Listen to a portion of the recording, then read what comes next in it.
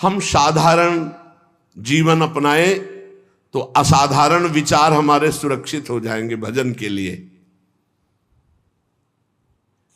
यह तो सच्ची बात है। विलासिता का स्वयं का जीवन नहीं होना चाहिए। हमारे पास जो सुख सामग्री वो दूसरों के लिए है, अपने लिए जिससे कम खर्चे से काम चल जाए वैसे चलाना चाहिए। अपना जीवन बहुत ही सात्विक होना चाहिए। हम टूटी से उतना ही जल लेते हैं जितनी आवश्यकता होती है, उतने ही बिजली चलाना जितनी आवश्यकता। नहीं तो बल्ब बंद करके अगर प्रकाश से काम चल रहा है बाहरी तो बल्ब नहीं जलाना है। अगर पंखे से काम चल रहा है तो कमरे में फिर हमको एसी नहीं चलाना। अगर बिना पंखे एसी के घंटा 2 घंटा कट रहा है तो हम वैसे, जितना आप कम खर्चे का जीवन उतना ही आपका भजन उत्तम बढ़ेगा। आप ये मत सोचो कि तुम मेरी संपत्ति में जितना चाहूं महंगे से महंगा प्रयोग कर सकता हूं। नहीं, सब संपत्ति रघुपति के आई, श्री जी के आए। एक आदमी 5,000 रुपए में एक बार अपना खान पान व्यवहार करता है और उसी 5,000 रुपए से 50 आदमियों को कुछ कुछ पवाया जा सकता है।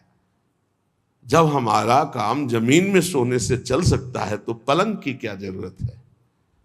चलो भाई, पलंग में जब हमारा एक चद्दर बिछा के काम चल सकता है तो डनलप के गद्दे की जरूरत क्या है। भगवत मार्ग के हम प्रतीक है। महापुरुषों के वचन, साधारण से साधारण पहले जीवन जीना सीखो। एक कुशासन और मार्किन के सिवा कोई नहीं बिछाए थे। एक कुशासन, कुश का आसन, उसके ऊपर मार्किन। साधारण तौर तरीके, अगर असाधारण भजन करना है तो हमारी बात मान लो। जितना रजोगुण बनवाओगे, जितना रजोगुण एकत्रित करोगे, उतने ही तुम्हारे भजन में बाधक होगी। मरोगे तो है, शरीर भी नष्ट होगा तुम्हारा और मकान भी दूसरे के हाथ लगेगा। काहे को समय बर्बाद कर रहे हो। अगर साधारण जीवन व्यतीत करते तो रोना आता, प्रभु मुझ गरीब, मुझ दीन पर कृपा कर दो। भगवान की प्राप्ति के लिए जबरदस्ती अपने राज्य को अपने पुत्र को दे करके महाराज मनु हरिताप गवन बन कीन्हा। आप वृंदावन आए हो, बहुत दैन्यता से जियो। आपके पास अर्थ है, भूखे प्यासे ऐसे लोगों को पवाओ, दूसरों की सेवा में लगाओ। संत सेवा, भगवंत सेवा, श्री जी को सुंदर सुंदर पोशाक, श्री जी को भोग लगा के बांट देना। उत्तम भोग लगाए मोर मरकट को सेव। अपने लिए बहुत साधारण, साधारण मार्किन, साधारण कपड़ा उड़ली, साधारण से जीवन, तभी असाधारण भजन होगा। जितना आप अधिक खर्च करेंगे अपने शरीर के ऊपर, साधक बहुत ध्यान से सुने, चाहे गृहस्थ हो, चाहे आपका पैसा नहीं है, वो भगवान का है। आप उचित अपने ऊपर खर्चा करें, परिवार के सुख में लगावें, संसार के सुख में लगावें, गौ सेवा, संत सेवा, भगवत सेवा, अन्य अन्य में। अपने जीवन में बहुत कम खर्चा। आप अपने समय को अधिक से अधिक बचाकर भजन में लगाएं। यदि आपके पास बहुत अच्छी धन राशि आ चुकी है तो आपको अब ज्यादा जरूरत नहीं है, तो आप उसे लोक सेवा, भगवत सेवा आदि में लगाते हुए हर समय भजन में लगिए। ज्यादा फैलाओ मत फैलाइए। सच्ची कहते, बहुत सावधानी की जरूरत, बहुत सावधानी। अरे चाहे आप जितना 3.5 हाथ का शरीर तुम्हारे हाथ से, उसको किसी एक कोने में पड़े रहना है। मार केवल बवाल रचे हो, अहंकार पुष्टता, मार रजोगुण की पुष्टता। हाँ, इस दरवाजा इसका आना चाहिए अमुक प्रदेश से, तो खिड़की इसकी अमुक प्रदेश की होनी चाहिए, तो लिफ्ट अमुक कंपनी की होनी चाहिए, वस्तु अमुक कंपनी। बड़ा दिमाग किसी में मर गए, कंपनी सब लगाए ऐसे बड़े बड़े भवन बने हुए, महल बने हुए, कबूतर हग रहे, रहने वाला कोई नहीं। पुरानी बिल्डिंगें देखो जो राजा महाराजाओं की, तुम्हारी को क्या। ये प्रमादी स्वभाव हटाइए। भजन के बहाने सुख भोगने की आदत छोड़िए तो परमात्मा प्राप्ति जल्दी हो जाए। डट करके सब झंझटों से निपट करके भजन करो। जीवन को प्रमाद से बचाकर प्रयत्न में स्थित करो। शब्द देख लो, शब्द ही है। प्रमाद से हटाओ और प्रयत्न में लगाओ। इतने माला भजन, इतना पाठ, इतना जाकर के राधा केल कुंज में करना, इतना एकांत में पाठ करना, ऐसे ऐसे अपनी दिनचर्या इतनी फिट कि उसको तोड़ना नहीं किसी भी स्थिति में। परमात्मा को भुला देने वाले सामग्री विषयों इन सबको हटा दो। अभी लगन नहीं लगी, इसलिए जहां तुम्हारा वास है वहां कोई भी ज्यादा भगवत विमुख करने वाली वस्तुएं अच्छी नहीं होनी चाहिए, बात ध्यान रख लो। जहां वास कर रहे हैं पूरे में राधा राधा राधा राधा राधा राधा राधा, गुरुदेव राधा वल्लभ, गुरुदेव राधा वल्लभ, जहां दृष्टि उनकी पोशाक, उनकी माला, उनके बस एक आसन शयन के लिए, एक आसन बैठने के लिए, बस। आधुनिकता का जितना दर्शन होगा रजोगुण बढ़ेगा, भजन हटेगा, मान लीजिए। बहुत सावधान रहिए। वृंदावन है, वृंदावन की थोड़ा तो रहनी रखो। राधा राधा राधा राधा, यार कभी ऐसा भी करो ना कि एक टाट बिछा के सो, हाथ की तकिया, रज के पात्र रखे हुए कमरे में, उसमें भोजन प्रसाद पाया, टाट बिछा हुआ है, हाथ की तकिया में सो गए, नहा लिया, अपनी दिनचर्या में कुछ खर्चा नहीं, एक छोटे से पंखे से काम चला ले। अगर आजकल इतनी बिल्डिंगें बन रही कि वायु बाहर की नहीं मिल रही, शरीर को जैसे रखो वैसे रहेगा। शरीर को जैसे रखो, वर्षों कभी बिजली नहीं रखी यही हित धाम में कटवा के, जैसे रखो। थोड़ी देर पसीना पसीना, जितनी नींद आनी आनी, उठ के बैठ गए, फिर मंत्र जो हमको सोने के लिए है। नींद को जितना ना आ जाए ना ना ना, राधा राधा आज नहीं आई तो कल आ जाएगी, कल नहीं तो परसों आ जाएगी, भजन तो हमारा हो रहा है। भगवान का आश्रय समस्त शक्तियों को जागृत कर देता है, भोगों का आश्रय समस्त शक्तियों को ढक देता है। इस बात को समझिए। बहुत दुर्भाग्य है जो हमें सुविधा अच्छी लगे, बहुत दुर्भाग्य है, सच्ची मानिए। अंदर की स्थिति को तुम नहीं जानोगे, बाहर की बातें देखते हो। बड़ा दुर्भाग्य है जब सुविधा में भजन किया जाए, बड़ा सौभाग्य है जब असुविधा में भजन होता है। जो असुविधा में भजन किया महापुरुषों ने, वो सुविधा में, वो तो सुविधा भ्रम है, सुविधा भ्रम है। देखो, पूज्य श्री रघुनाथ दास गोस्वामी जी के पिता ने रसोईया, रुपया, सब व्यवस्था, सेवक जन भेजे कि अब जब जगन्नाथपुरी में ही रहेगा बेटा बाबा जी बन के, तो सारी सुविधाएं।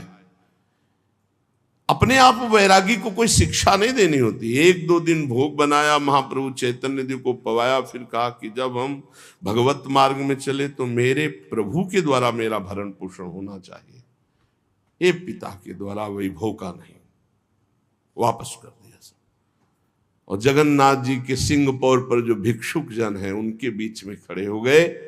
तो भिक्षुक जनों का तो अभ्यास था, दौड़ दौड़ के आगे लेते, वो गंभीरता से खड़े रहते, जब कोई उनकी तरफ देख कर दे देता तो वही पा लेते ने, रात दिन भजन करते।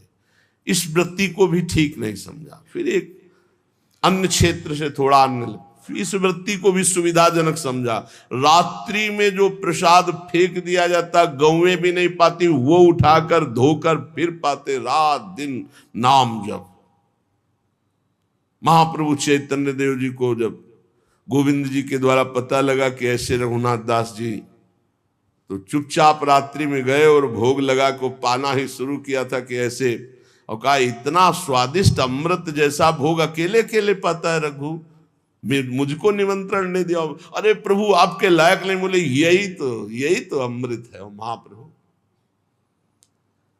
भगवान का आश्रय समस्त शक्तियों को जागृत करता है और भोगों का आश्रय इस समस्त शक्तियों को ढक करके पाप ताप संताप उत्पन्न करता है।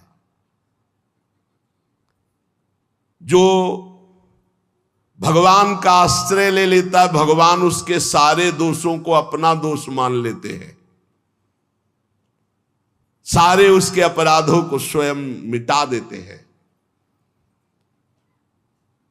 भगवान के बल के समान कोई बल नहीं, इसलिए उपासक को अपना बल नहीं, भगवान का बल का भरोसा रहकर निर्भय हो जाना चाहिए। थोड़ी रहनी सुधार लो, प्रभु थोड़ी रहनी सुधार लो, थोड़ा साधारण जीवन जियो तो असाधारण भजन होने लगे। ये सब ठीक नहीं। बाहर सच्ची कहते हैं कि दुर्भाग्य समझो जो सुविधाजनक जीवन जीकर भजन करना चाहते हैं, जो साफ सुविधाओं को ठुकरा करके, साफ वैभव है लेकिन बहुत अकिंचन जीवन जीते हैं, बलिहारी उनके जीवन की।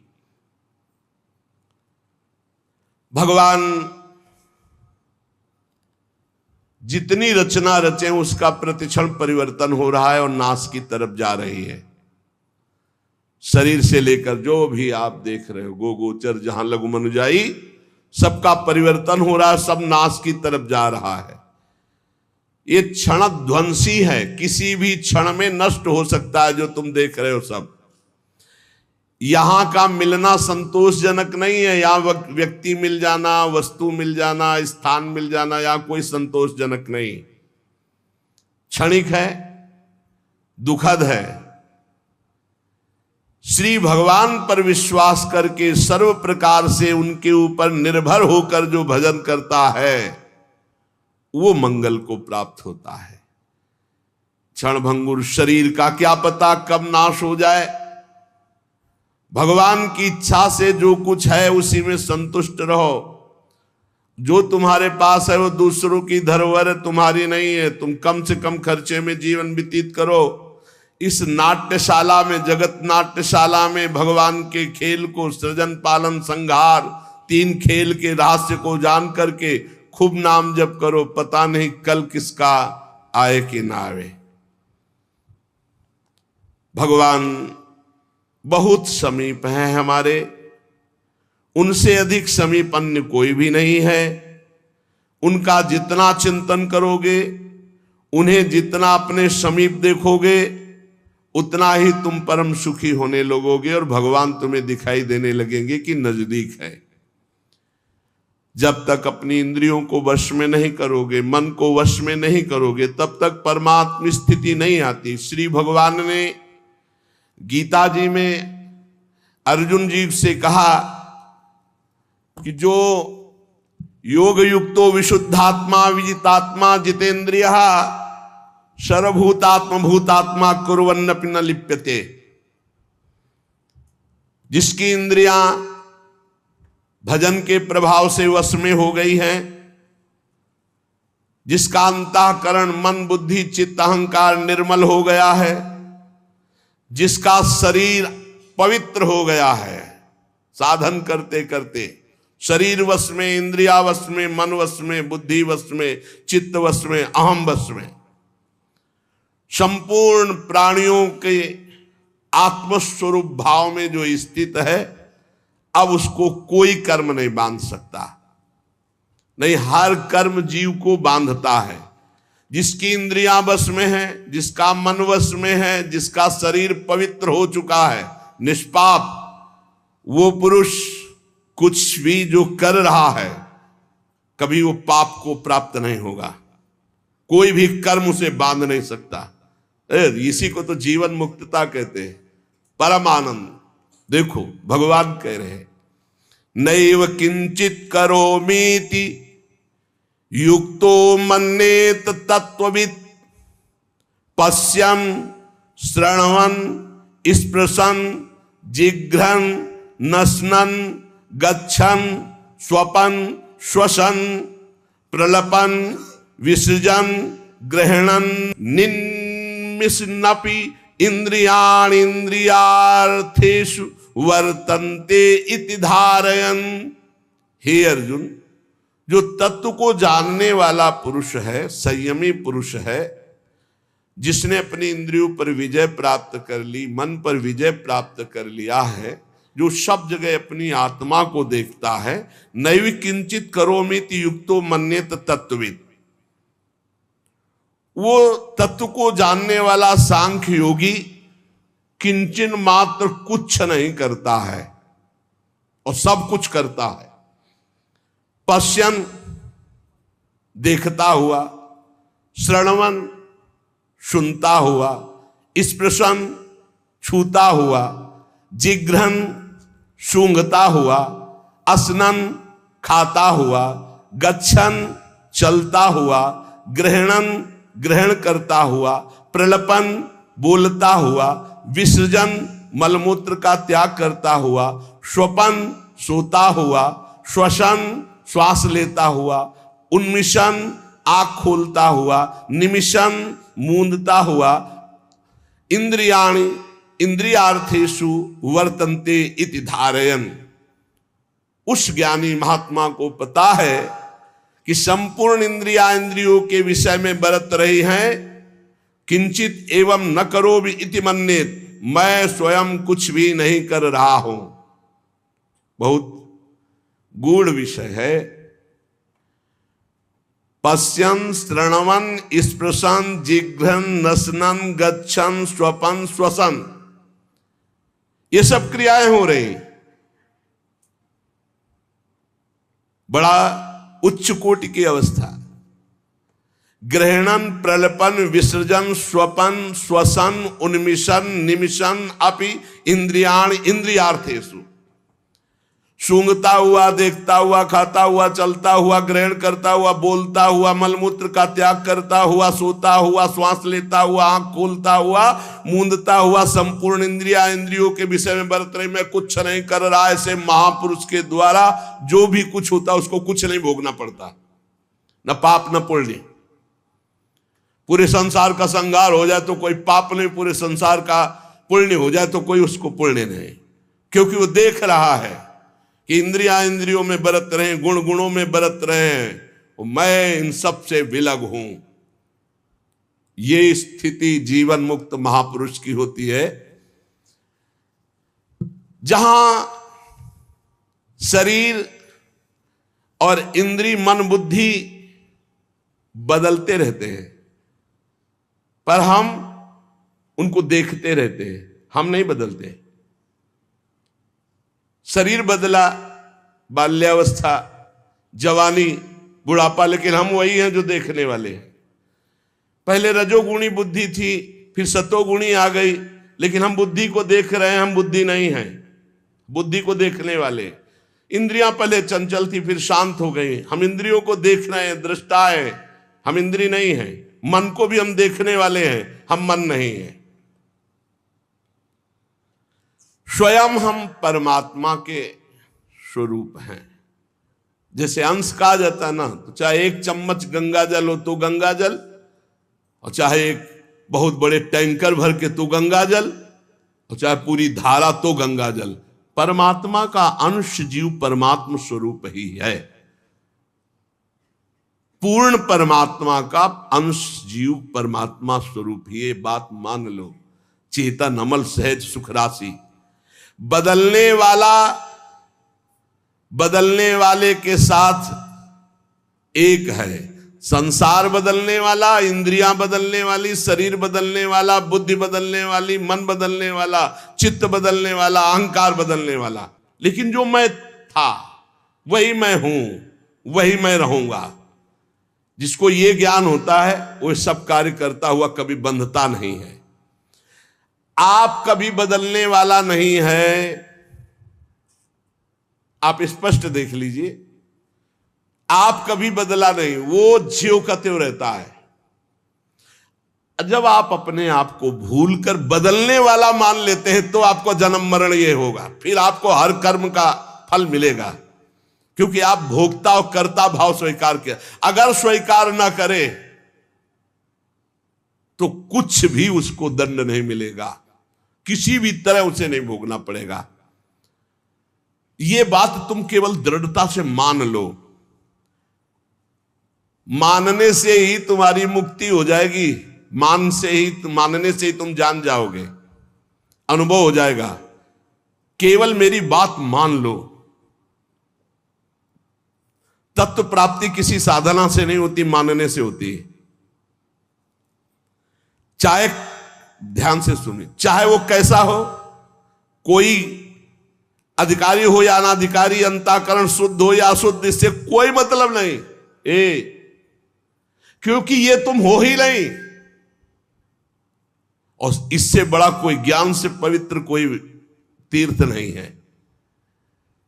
अगर तुम भगवत प्राप्ति चाहते हो, तुम्हें भगवत प्राप्ति की लगन है, तो इस बात को समझो, शरीर संसार ये तुम नहीं हो, ये तुमसे अलग है। ऐसा अनुभव होता है। जबान चराना, नेत्र चराना और इंद्रियों की गुलामी में घूम रहे, इसीलिए समझ में नहीं आ रहा। ये बहुत बढ़िया बात है। यद्यपि मृषा छूटति कठिनाई, अगर समझ जाओ तो केवल समझने की बात है, कुछ करने की नहीं। भगवत प्राप्ति समझने की बात है। ये बहुत सुंदर बात, इसी को हमने कई बार सत्संग में कहा है। आप अपने अंतःकरण की बात किसी से मत बताइए कि आपको कोई विकार है।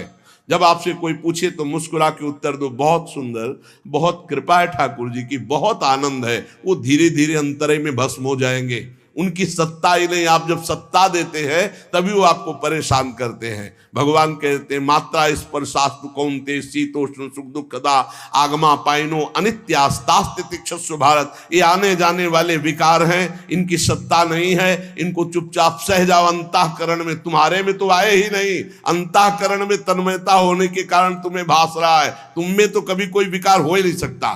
तुम तो निर्विकार सच्चिदानंद थे, हो, रहोगे। कभी कोई विकार तुम्हारे को छू ही नहीं सकता, कभी कोई पाप तुम्हें छू ही नहीं सकता। इस शरीर से हुआ, शरीर को भोगना पड़ेगा।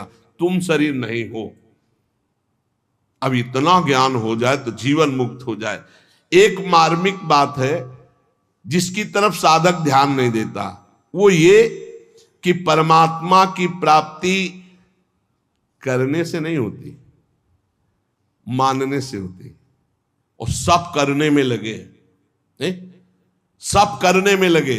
और यहां कह रहे एक साधक इस तरफ ध्यान नहीं देता। परमात्मा की प्राप्ति स्वतः सिद्ध है, करने से नहीं, मानने से होती है। मानते, करके मान लो या मान के जान लो। जो सत्संग सुनते हैं उनको जो प्राप्त होता है वो 50 वर्ष साधना करने पर भी नहीं। साधक में बहुत अंतर मिलेगा, एक सत्संगी और एक एकांतिक। तो बहुत अंतर होगा। सत्संगी बहुत हो, अपने बचाव पक्ष का जोरदार ज्ञाता होगा। परमात्मा प्राप्ति करने का भाव बाधक है। कैसा? मैं परमात्मा प्राप्ति करूंगा साधना से, बहुत लंबा समय होगा। और किसी महापुरुष का जब संग मिलेगा तो तुम मानने पे आ जाओगे, तो जान जाओगे। अगर अभी मानने पे आ जाओ तो जल्दी जान जाओगे। हम लोगों के दिमाग में बैठा है कि 10-20 वर्ष कम से कम भजन करेंगे तब अंतःकरण पवित्र होगा, तब हम कुछ जान पाएंगे। तो पक्का 10-20 वर्ष भजन करना पड़ेगा। अगर आपको ये तो जानने की बात है, हमें बताया जा रहा है कि मैं परमात्मा हूं, मेरे में कभी विकार होते ही नहीं। तो जब अंतःकरण विकार युक्त है तो दृष्टा भाव से देख रहा, मेरे में तो विकार है नहीं, मैं तो सुना हूं, निर्विकार हूं, बहुत शांति मिलेगी। उसी समय वो विकार नष्ट होने लगेंगे।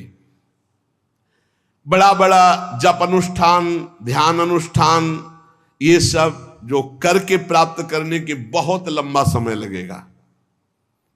करने से कर्तृत्व भाव पुष्ट होता है, कर्तृत्व भाव आने से व्यक्तित्व भाव होता है, और व्यक्तित्व में ही सारे प्रकृति के विकार जुड़े हुए हैं, उसी में फिर वो रच पच जाता है। बड़ा सूक्ष्म विषय, क्योंकि ये पूर्व का है इसलिए बहुत आनंददायक है। शरीर से तदात्म कर्तृत्व भाव से हुआ है। निर्लिप्तता का अनुभव करना ही है, चाहे जिस मार्ग से करो, कर्म योग से, भक्ति योग से, ज्ञान योग से। इसलिए क्रिया की मुख्यता साधक में रहती है भगवत प्राप्ति का। तो आप बोलो क्या करूं? क्रिया की मुख्यता रहती है। आप बोलो मैं क्या करूं? मैं ये करता हूं, मैं ये करता हूं, मैं इतना पाठ करता हूं, मैं ये करता हूं, ये करता हूं। किसको लेके बोल रहे हो? वाक्येंद्री से पाठ कर रहे हो, शरीर से सेवाएं कर रहे हो, चेष्टाएं कर रहे हो, लेकिन तुम तो इससे अलग हो ना। इतना ज्ञान है कि नहीं? अगर इतना ज्ञान नहीं तो सब कुछ अहंकार की धारा में हो रहा, वो शुभ कर्म के अंतर्गत आ जाएगा। जब अहम की धारा शरीर से जुड़ जाती तो भाषा बदल जाती है। सुनना भाषा, पहचान लेना।